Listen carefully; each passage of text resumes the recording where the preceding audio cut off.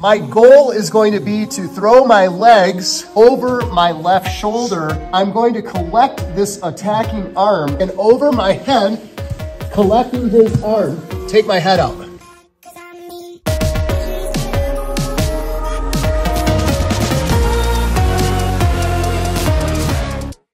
So, respect and honor back to Master Rickson Gracie. This is something I picked up from him. I love using the, this is when we're on the ground, I love using the arm-in triangle from the top mount. It's one of my favorites. It's a great way to collect an arm so that that arm is no longer in a spot where they can reach for your weapon or their weapon and use it against you. But it's a great way to put your opponent to sleep and not lose your base. In certain cases, you might be able to do it from the mount. It's a little harder to do. You may have to use a little bit more energy, but most commonly to do it with good technique, you dismount and come around the side. Today, we're gonna be showing an escape from that. And if you've ever been caught in an arm-in triangle and you're on your back, it is a really, really scary spot to be in. And there's all kinds of makeshift ways to buy time, but not necessarily good ways to escape it. Some of that has been answering the phone, use the arm that's being attacked and grab your ear. Mike and I agree that's kind of a time buyer, but not a way out. And then the other one is sometimes to place your hand against your own and push and try to make some space on your carotid so that you're not getting choked unconscious. Again, probably a time buyer more than an escape. Today, I want to show two different escapes from two different attacking positions. Now, if your attacker is skilled in Jiu Jitsu and distance management and the lack thereof, this could be very difficult to get out of. You might have to race them to it and not let them settle in before you begin the counter moves. Does that make sense? So it may not work every single time, but it is an effective escape. So I'm on my back, and for whatever reason I've messed up, and he has gotten an arm in above my head and across my throat. My shoulder and his arm is now starting to block off my carotid arteries. In this particular one, he has not yet settled into a belly down, sprawled position where he's starting to clock walk. That is a tricky position. We'll see if we can get out from that using this move, but it may not work. In this situation here, he has not yet done that. He's up on his knees.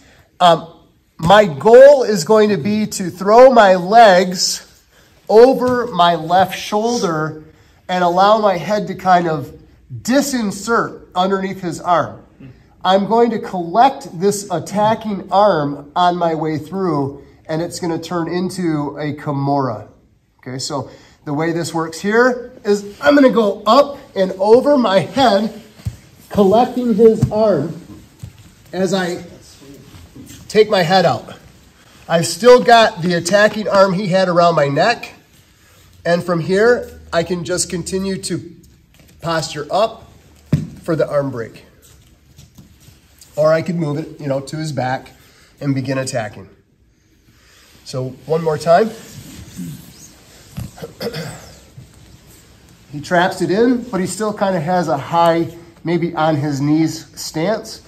And I'm going to be going up. Almost my hand is pointing the way that my legs need to go. So they're going to go up and over.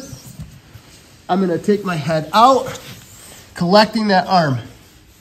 Yep, there's a wrist lock here as well. But the goal here is to break the shoulder on the way through. Pretty cool little move there for an escape. Want to give it a try? Just make sure that when you're rolling out of it, you're turning your head the way that you're rolling, and it won't crank your neck. Okay? Take your time with it. Give it a try. Let's see what happens. 1, 2, 3. A couple little details. So if I fail to look over my left shoulder as I roll, I'm going to not be doing myself any favors. And it's a little counterintuitive feeling because we're looking into a choke, but it's just for a moment, right? And so when I'm here, I'm gonna turn my head and look the direction that my feet are gonna go. If I have to get a little momentum, that's okay. But then as I come over, I hug his arm. Look it over on this side. This is super tight on the top of his bicep, right here. Super tight. I'm clamping down, actually. What I'm seeing a little bit, though, here is that some have this tendency to stay on your knees, which relieves a ton of pressure on his shoulder. I don't want to get on my knees. I want to stay sprawled out like this. Then grab this, which I don't even think I would need to because I'm on his shoulder joint right now with my lat and my shoulder. And all I'm going to do is kind of start walking to break the shoulder. And let's not forget,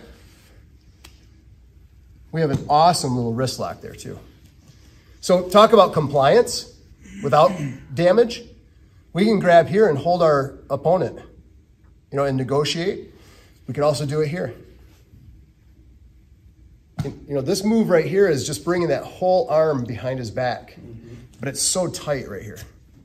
That makes sense? So I don't think getting up high here is going to benefit us. I think staying flat and low is going to flatten our opponent out, and it's going to keep that shoulder locked in and cause it to snap a lot faster.